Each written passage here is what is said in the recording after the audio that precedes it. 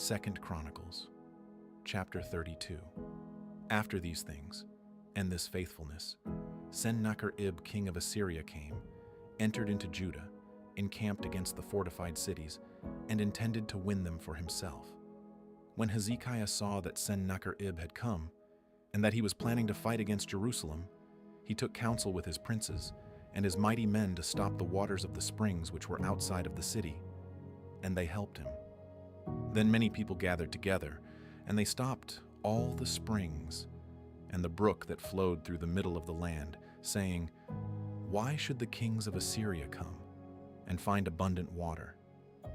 He took courage, built up all the wall that was broken down, and raised it up to the towers with the other wall outside, and strengthened Millo in David's city, and made weapons and shields in abundance. He set captains of war over the people, gathered them together to him in the wide place at the gate of the city, and spoke encouragingly to them, saying, "Be strong and courageous. Don't be afraid or dismayed because of the king of Assyria, nor for all the multitude who is with him. For there is a greater one with us than with him. An arm of flesh is with him, but Yahweh our God is with us to help us and to fight our battles." The people rested themselves on the words of Hezekiah king of Judah. After this, Sennacherib king of Assyria sent his servants to Jerusalem. Now he was attacking Lachish, and all his forces were with him, to Hezekiah king of Judah, and to all Judah who were at Jerusalem, saying, "Sennacherib king of Assyria says, 'In whom do you trust, that you remain under siege in Jerusalem? Doesn't Hezekiah persuade you to give you over to die by famine and by thirst, saying, Yahweh our God will deliver us out of the hand of the king of Assyria? Hasn't the same Hezekiah taken away his high places and his altars, and commanded Judah and Jerusalem, saying, You shall worship before one altar, and you shall burn incense on it? Don't you know what I and my fathers have done to all the peoples of the lands? Were the gods of the nations of those lands in any way able to deliver their land out of my hand? Who was there among all the gods of those nations which my fathers utterly destroyed that could deliver his people out of my hand, that your God should be able to deliver you out of my hand? Now therefore don't let Hezekiah deceive you, nor persuade you in this way. Don't believe him, for no God of any nation or kingdom was able to deliver his people out of my hand and out of the hand of my fathers. How much less will your God deliver you out of my hand?" His servants spoke yet more against Yahweh God and against his servant Hezekiah. He also wrote letters insulting Yahweh, the God of Israel, and speaking against him, saying, "As the gods of the nations of the lands, which have not delivered their people out of my hand, so shall the God of Hezekiah not deliver his people out of my hand."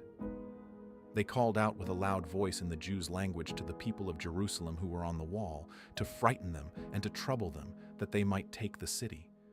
They spoke of the God of Jerusalem as of the gods of the peoples of the earth, which are the work of men's hands.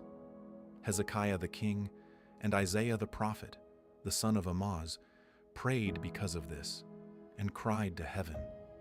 Yahweh sent an angel who cut off all the mighty men of Val and captains in the camp of the king of Assyria. So he returned with shame of face to his own land. When he had come into the house of his God, those who came out of his own body killed him there with the sword.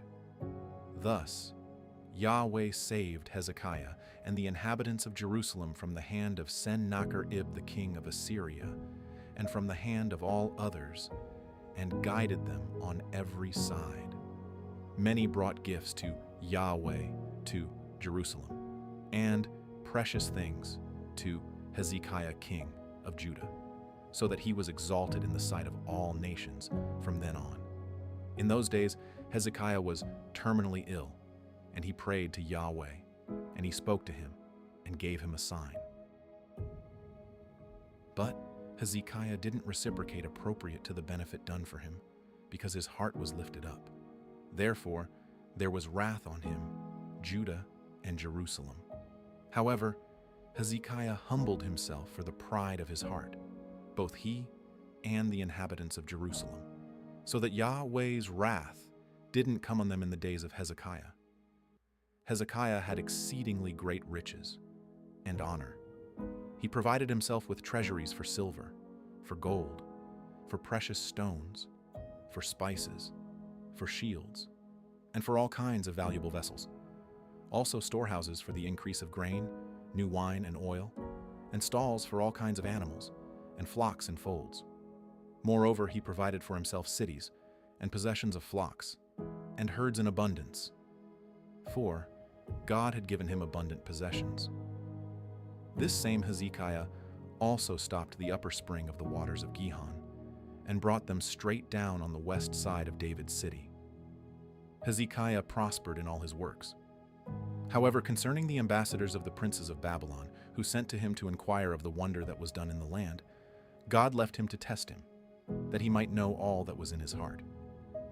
Now the rest of the acts of Hezekiah and his good deeds, behold, they are written in the vision of Isaiah the prophet, the son of Emmaus, in the book of the kings of Judah and Israel.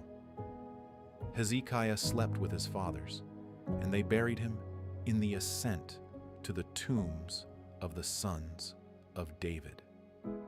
All Judah and the inhabitants of Jerusalem honored him at his death. Manasseh his son reigned in his place. 2 Chronicles Chapter 33. Manasseh was 12 years old when he began to reign, and he reigned 55 years in Jerusalem. He did that which was evil in Yahweh's sight, after the abominations of the nations whom Yahweh cast out before the children of Israel. For he built again the high places which Hezekiah his father had broken down. And he raised up altars for the Baals, made Asheroth, and worshipped all the army of the sky, and served them. He built altars in Yahweh's house, of which Yahweh said, "My name shall be in Jerusalem forever." He built altars for all the army of the sky in the two courts of Yahweh's house. He also made his children to pass through the fire in the valley of the son of Hinnom. He practiced sorcery, divination, and witchcraft, and dealt with those who had familiar spirits, and with wizards. He did much evil in Yahweh's sight, to provoke him to anger. He set the engraved image of the idol which he had made in God's house, of which God said to David and to Solomon his son, "In this house and in Jerusalem, which I have chosen out of all the tribes of Israel, I will put my name forever. I will not any more remove the foot of Israel from off the land which I have appointed, for your fathers, if only they will observe to do all that I have commanded them, even all the law, the statutes, and the ordinances given by Moses." Manasseh seduced Judah and the inhabitants of Jerusalem, so that they did more evil than did the nations whom Yahweh destroyed before the children of Israel. Yahweh spoke to Manasseh and to his people, but they didn't listen. Therefore, Yahweh brought on them the captains of the army of the king of Assyria, who took Manasseh in chains, bound him with fetters, and carried him to Babylon. When he was in distress, he begged Yahweh his God, and humbled himself greatly before the God of his fathers. He prayed to him, and he was entreated by him, and heard his supplication, and brought him again to Jerusalem into his kingdom. Then Manasseh knew that Yahweh was God. Now after this, he built an outer wall to David's city on the west side of Gihon, in the valley, even to the entrance at the fish gate. He encircled Ophel with it, and raised it up to a very great height. And he put valiant captains in all the fortified cities of Judah.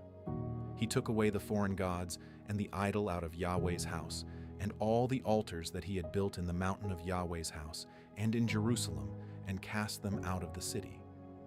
He built up Yahweh's altar, and offered sacrifices of peace offerings, and of thanksgiving on it, and commanded Judah to serve Yahweh, the God of Israel. Nevertheless, the people still sacrificed in the high places, but only to Yahweh their God. Now the rest of the acts of Manasseh, and his prayer to his God, and the words of the seers who spoke to him in the name of Yahweh, the God of Israel, behold, they are written among the acts of the kings of Israel. His prayer also, and how God listened to his request, and all his sin and his trespass, and the places in which he built high places, and set up the Asherah poles, and the engraved images before he humbled himself. Behold, they are written in the history of Hosea. So Manasseh slept with his fathers, and they buried him in his own house, and Amon his son reigned in his place. Amon was 22 years old when he began to reign, and he reigned 2 years in Jerusalem. He did that which was evil in Yahweh's sight, as did Manasseh his father. And Amon sacrificed to all the engraved images which Manasseh his father had made, and served them. He didn't humble himself before Yahweh as Manasseh his father had humbled himself. But this same Amon trespassed more and more. His servants conspired against him, and put him to death in his own house. But the people of the land killed all those who had conspired against King Amon, and the people of the land made Josiah his son king in his place. Nahum Chapter 1, a revelation about Nineveh, the book of the vision of Nahum the Elkoshite. Yahweh is a jealous God, and avenges. Yahweh avenges, and is full of wrath. Yahweh takes vengeance on his adversaries, and he maintains wrath against his enemies. Yahweh is slow to anger, and great in power, and will by no means leave the guilty unpunished. Yahweh has his way in the whirlwind and in the storm, and the clouds are the dust of his feet. He rebukes the sea and makes it dry, and dries up all the rivers. Bashan and Carmel languish. The flower of Lebanon languishes. The mountains quake before him, and the hills melt away. The earth trembles at his presence, yes, the world, and all who dwell in it. Who can stand before his indignation? Who can endure the fierceness of his anger?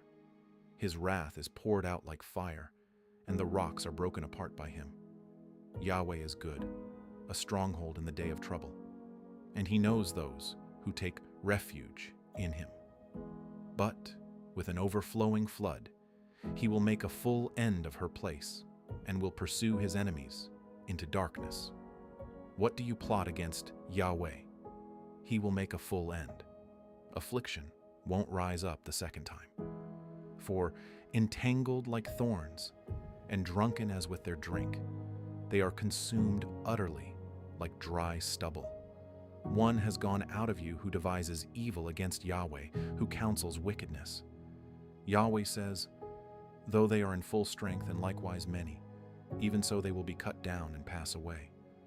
Though I have afflicted you, I will afflict you no more. Now I will break his yoke from off you and will burst your bonds apart. Yahweh has commanded concerning you, no more descendants will bear your name. Out of the house of your gods I will cut off the engraved image and the molten image. I will make your grave, for you are vile. Behold, on the mountains the feet of him who brings good news, who publishes peace. Keep your feasts, Judah. Perform your vows, for the wicked one will no more pass through you. He is utterly cut off. Nahum Chapter 2. He who dashes in pieces has come up against you. Keep the fortress, watch the way, strengthen your waist, fortify your power mightily. For Yahweh restores the excellency of Jacob as the excellency of Israel. For the destroyers have destroyed them and ruined their vine branches. The shield of his mighty men is made red. The valiant men are in scarlet. The chariots flash with steel in the day of his preparation, and the pine spears are brandished. The chariots rage in the streets. They rush back and forth in the wide ways. Their appearance is like torches. They run like the lightnings. He summons his picked troops. They stumble on their way. They dash to its wall, and the protective shield is put in place. The gates of the rivers are opened, and the palace is dissolved. It is decreed, she is uncovered. she is carried away, and her servants moan as with the voice of doves, beating on their breasts. But Nineveh has been from of old, like a pool of water, yet they flee away. Stop, stop, they cry, but no one looks back. Take the plunder of silver, take the plunder of gold, for there is no end of treasure, an abundance of every precious thing. She's empty, void, and waste. The heart melts, the knees knock together, their bodies and faces have grown pale. Where is the den of the lions, and the feeding place of the young lions, where the lion and the lioness walked with the lion's cubs, and no one made them afraid? The lion tore in pieces enough for his cubs, and strangled prey for his lionesses, and filled his caves with the kill, and his dens with prey.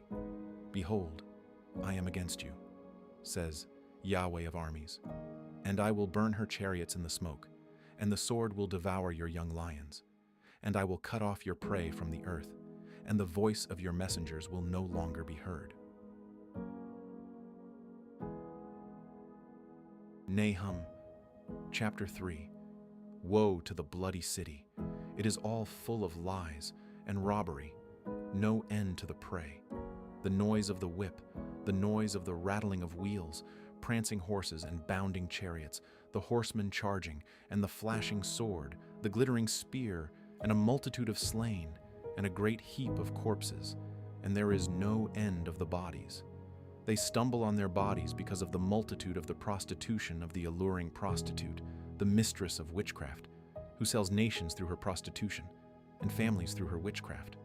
Behold, I am against you, says Yahweh of armies, and I will lift your skirts over your face. I will show the nations your nakedness, and the kingdoms your shame. I will throw abominable filth on you, and make you vile, and will make you a spectacle. It will happen that all those who look at you will flee from you and say, Nineveh is laid waste. Who will mourn for her? Where will I seek comforters for you? Are you better than Nahum, who was situated among the rivers, who had the waters around her, whose rampart was the sea, and her wall was of the sea? Cush and Egypt were her boundless strength. Put and Libya were her helpers. Yet was she carried away. She went into captivity. Her young children also were dashed in pieces at the head of all the streets, and they cast lots for her honorable men, and all her great men were bound in chains. You also will be drunken, you will be hidden. You also will seek a stronghold because of the enemy. All your fortresses will be like fig trees with the first ripe figs. If they are shaken, they fall into the mouth of the eater. Behold, your troops among you are women. The gates of your land are set wide open to your enemies. The fire has devoured your bars. Draw water for the siege. Strengthen your fortresses. Go into the clay and tread the mortar. Make the brick kiln strong.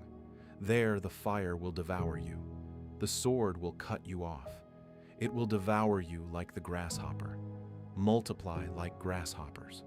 Multiply like the locust. You have increased your merchants more than the stars of the skies. The grasshopper strips and flees away. Your guards are like the locusts, and your officials like the swarms of locusts, which settle on the walls on a cold day. But when the sun appears, they flee away, and their place is not known where they are. Your shepherds slumber, king of Assyria. Your nobles lie down. Your people are scattered on the mountains, and there is no one to gather them. There is no healing your wound, for your injury is fatal. All who hear the report of you clap their hands over you, for who hasn't felt your endless cruelty?